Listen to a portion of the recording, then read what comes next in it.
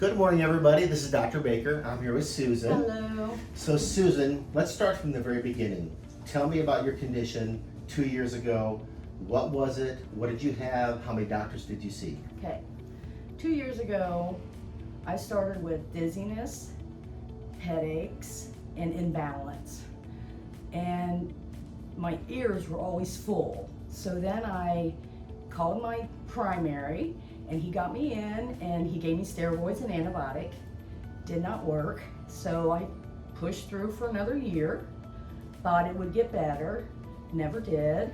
Went back to my primary, and gave me the same thing, antibiotics and steroid. And then finally, the physician's assistant said, you need to see an ENT. So I did, and they did rotary chairs, they did all the